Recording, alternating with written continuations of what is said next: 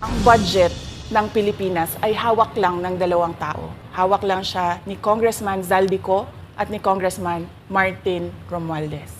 Yan ang katotohanan. Halimbawa ko dito, medyo mahaba ito, kaya pagpasensyahan mo. Ang halimbawa ko dito, sa DepEd muna tayo. Sa Department of Education, noong taong 2023, merong 5 billion na inapprove para sa classroom construction.